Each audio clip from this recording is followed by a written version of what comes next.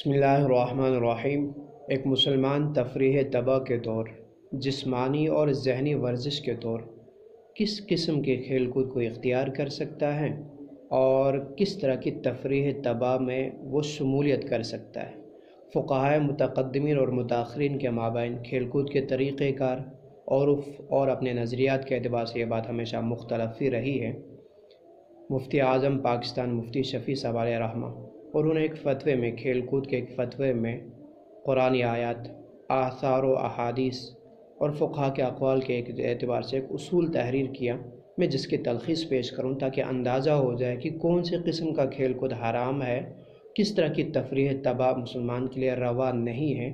और किस में रोका जा सकता है और कौन सी जायज़ है। उसूली तो हम दो हिस्से करें, एक मनसूस, एक गैर मनसूस। मनसूस यानी वो खेल कूद जिसकी मुमानात सराहतन अहादीस व आसार के अंदर आई हो, मसलन शतरंज, नर्दशीर, कबूतरबाजी, जानवर का लड़ाना। इनमें ज़माने के एतबार से और खेल कूद के उसूलों की तब्दीली के एतबार से कभी कभी फ़ायदे भी होते हैं, लेकिन चूँकि इनके मुमानात सराहतन हैं तो इस किस्म के खेल कूद का इख्तियार करना मुसलमान के लिए क़तई तौर हराम रहेगा, चाहे वो किसी भी किस्म के फ़ायदे पर मुश्तमिल क्यों ना हो। अब गैर मनसूस में फिर उसमें हम इब्तिदान दो हिस्से करें कि या तो गैर मनसूस वाला वो होगा जो दुनियावी या उखरवी किसी काबिल एतबार फ़ायदे पे मुश्तमिल होगा, या वो होगा जो किसी काबिल एतबार फ़ायदे पे मुश्तमिल नहीं। तो जिसमें दुनियावी एतबार से कोई या उखरवी एतबार से कोई काबिल एतबार मकसद फ़ायदा हासिल हो, मसलन जिस्मानी वर्जिश, ज़हनी क़ुव्वत या तबीयत का इंशराह। बहुत से लोग जिस्मानी और ज़हनी वर्जिश को ही काफ़ी समझते हैं और उसी को मकसूद समझते हैं, जबकि इन दोनों के अलावा वो तबई इंशराह और तबीयत के थकान को दूर करना, जिसको मैं तफरीह तबाह कह रहा हूँ, ये इन दोनों से बड़ा मकसूद है। आप अलैहि वसल्लम ने एक हदीस के अंदर फरमाया, रव्विहू अल-क़ुलूब साअतन फ़साअतन, कि अपने दिलों को गाहे गाहे राहत दिया करो, थकान गाहे गाहे दूर किया करो। अल्लामा सखावी इस हदीस को अल-मक़ासिदुल हसना के अंदर ज़िक्र करते हैं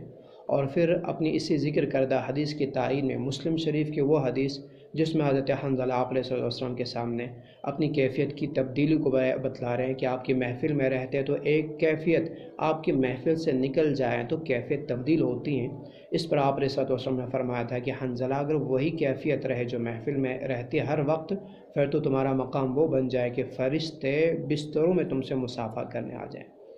इस इतने बड़े अजीम मकसद के हुसूल के बावजूद आप अलैहिस्सलाम ने कैफ़ियत की तब्दीली पर नकीर नहीं की, बल्कि सातन सातन और लहज़तन फ़लहज़ा कह करके किसी हद तक तायीद ही की है कैफ़ियत की तब्दीली की। इसलिए कि एक मुसलमान के लिए साहिब क़रीहा होना, अच्छे मिजाज का होना, ये बहुत ज़रूरी है। कुरान करीम ने आप अलैहिस्सलाम की खूबी बयान की, व इन कुन्ता फ़ज़्ज़न ग़लीज़ल क़ल्ब लन्फ़ज़्ज़ू मिन हौलिक, कि अगर आप तुर्श मिजाज होते, आप सख्त दिल होते, सहाबा आपके सामने टिकने ना पाते। तो एक मुसलमान के लिए खुश मिजाजी, मिलनसारी और तबीयत के अंदर इंशराह और तबीयत में थकावट का ना होना, ये बहुत ज़रूरी चीज़ है। इससे कि जब तबीयत के अंदर थकावट पैदा हो जाए तो कभी कभी वो चीज़ डिप्रेशन और कभी कभी इसी तरह कह दे मिजाज के अंदर तुरशुरुई और सख्ती पैदा कर देती है, जिससे इंसान धीरे धीरे खलवत नशी हो जाता है। तो कमाल खलवत नशीनी नहीं है, जलवत में रहते हुए कमाल अपने आप को बनाना है। तो साहिब क़रीहा होना, तबीयत से थकान को दूर करना और इंशराह पैदा करना, ये कैफ़ियत भी एक मुअतद भी काबिल एतबार फ़ायदा है। तो जिस खेल कूद से या जिस तफरीह तबा की चीज़ से ये चीज़ हासिल हो जाती हो, बशर्ते कि वो तफरीह तबा या वो खेल कूद आपके लिए अपने मशागिल में रुकावट ना बने और इसी तरह वो किसी खिलाफ शरअ मामले पर मुश्तमिल ना हो, तो फिर इस तरह की तफरीह तबा की चीज़ें और इस तरह की खेल कूद को जो इन तीन फ़ायदों में से कोई एक फ़ायदा दे दे, उसको इख्तियार करना न सिर्फ जायज़ बल्कि मुस्तहब करार दिया जा सकता है। जैसे कि ख़ुद आप अलैहिस्सलाम ने कुछ खेल कूदों को जिससे ज़हनी और जिस्मानी फ़ायदा हासिल हो, उसको लहव लाइब से मुस्तस्ना किया हुआ है। तो उसके बाद तीसरी किस्म के खेल कूद वो थे जिनमें दुनियावी एतबार से किसी किस्म का मुअतद भी फ़ायदा हासिल ना हो। तो इसमें फिर हम दो हिस्से करें, تو کوئی دنیاوی کوئی قابل اعتبار یا اخروی کوئی قابل اعتبار فائدہ تو نہیں ہے، لیکن وہ آپ کو مشاغل سے روکنے والے اور اسی طرح وہ کسی خلاف شرع معاملے پر مشتمل بھی نہ ہوں۔ تو اس قسم کے جو کھیل کود ہوں گے، یہ جو تیسری قسم کا بتلا رہا ہوں کہ نہ تو وہ خلاف شرع معاملے پر مشتمل ہیں، نہ ہی وہ آپ کو مشاغل سے اپنی ذمہ داریوں سے روکنے والا بن رہا ہے، البتہ اس میں کسی قسم کا دنیاوی اور اخروی کوئی قابل اعتبار فائدہ بھی نہیں۔ تو اس قسم کو ہم یہ کہہ سکتے ہیں کہ یہ مکروہ ہے، تنزیہی ہے۔ بہتر تو ہے کہ ایک مسلمان وقت گزاری والے اس قسم کے کھیل سے پرہیز ہی کرے۔ قرآن کریم نے کامیاب مومن کی جو صفت بیان کی ہے، قد افلح المؤمنون، اور آگے تیسری آیت میں فرمایا والذین هم عن اللغو معرضون، جو لغو اور لہو و لعب کی چیزوں سے پرہیز کرتے ہیں۔ تو یہ کھیل کود چونکہ کسی بھی قسم کے فائدے پہ مشتمل نہیں ہے، دنیاوی اور اخروی، اور اسی طرح لیکن خلاف شرع معاملے پر بھی مشتمل نہیں، اور آپ کو مشاغل سے روکنے والا بھی نہیں، تو اس کو مکروہ تنزیہی کہہ سکتے ہیں، لیکن حرام کا درجہ نہیں۔ پھر چوتھی قسم کا غیر منصوص میں وہ ہے جس میں کسی قسم کا فائدہ بھی نہیں اور وہ خلاف شرع معاملے پر مشتمل ہو یا آپ کو مشاغل سے روکنے والا ہو۔ تو اس قسم کا جو کھیل ہوگا اس سے چونکہ وہ خلاف شرع معاملے پر مشتمل،